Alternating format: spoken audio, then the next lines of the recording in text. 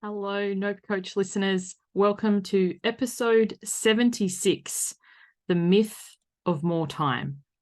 I'm your host, Suzanne Culberg. And how many of us, raise of hands, like on the video, leave me a comment, are forever telling ourselves that I would do X if only I had more time?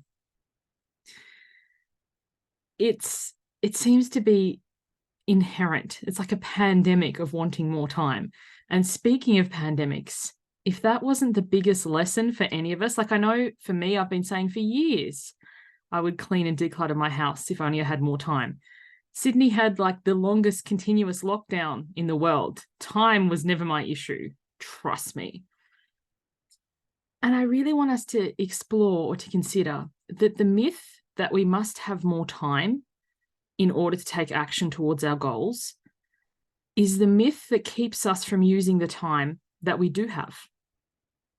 Because if you think, oh, well, I'll do X when I have more time, that myth is actually letting you off the hook. If I'm forever waiting for more time to take action, I don't need to take action now. I say that again because I kind of fumbled it. If I'm forever waiting for more time to take action, then I don't need to take action with the time I have now. It's a way to let ourselves off the hook.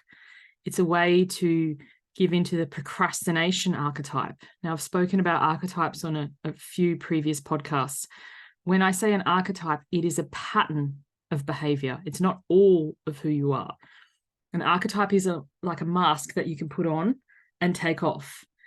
And the procrastination archetype, I think, is one of the most insidious, along with perfectionism. So if you haven't heard that episode, go back and listen to the insidious perfectionism archetype. Maybe I should do one on insidious procrastination, because we are still planning to do it.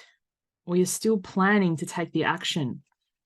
And that's one of the most dangerous things, because I'm going to take action tomorrow or next week or Monday, the universal day to change my life, then in this moment, I can just, no holds barred, do whatever the fuck I want, which is not taking me towards my goal. If you are forever yearning for more, then you're forever discounting what is already present. So if you're ever going, when I have more time, you're missing the time that you have right now.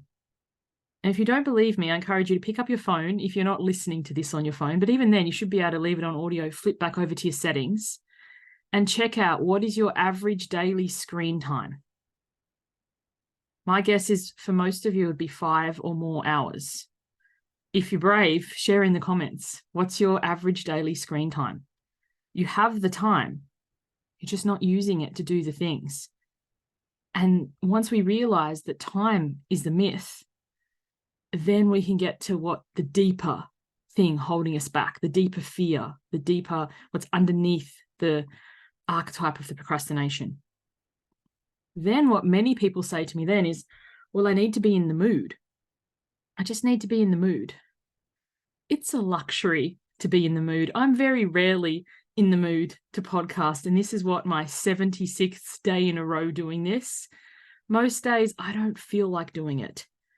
Being in the mood is nice, it's a luxury, but it's not a necessity. The necessity is to take the action no matter what. And to allow yourself to do B- work. That's another podcast episode I've done.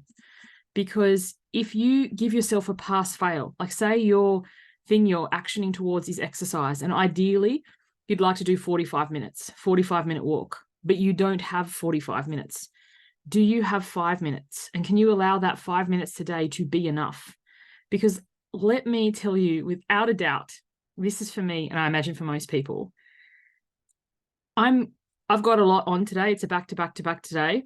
I've carved out time to go for a walk after this episode. Ideally, it will be 45 minutes, but I might not have that long. So say I only have 5. If I ignore the voice in the back of my head saying, what's the point of 5? It means nothing. And actually go and keep up the momentum of doing that 5 consistently.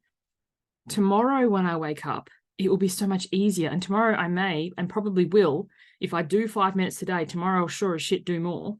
I'll have that feeling of positivity from having done something. I'll have that feeling of momentum for the consistent action, and it will be that much easier to do it tomorrow.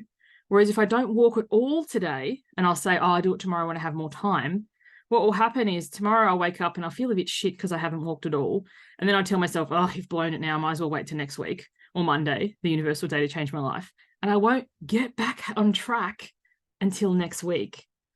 So the way to show up for yourself consistently has nothing to do with time, has nothing to do with the mood, but has to do with you carving out that space for yourself no matter what, and honoring that and allowing that to be okay. And sometimes, often, that requires you having to say no to people. And that, my friends, is usually the actual barrier under the barrier under the barrier. We say, oh, I don't have time and I don't have money and I don't have energy and I don't have this. What we really struggle with is boundaries and the ability to say no without feeling like a bitch. And if that is you, then if you're not already on my newsletter, jump on it now. Go to SuzanneCulberg.com, click on newsletter, sign up for my emails. I talk a lot about boundaries and saying no. If you go over to resources, there's a masterclass there, how to say no without feeling like a bitch. Both of those things are free. If you're like, actually, this is the time that I really need. This is the time when I'm saying the myth of the time. I'm actually creating the time and space for me. Then join us for Why Wait. Sign up for that. Whenever you're listening to this, the dates of the next program will be on the website. That's my signature program. And we go deep into archetypes and boundaries, baby. Because when you can say no to everyone else, then you can say yes to yourself. And that, my friends, is when the game changes. Thanks for listening. Catch you on the next one. Bye for now.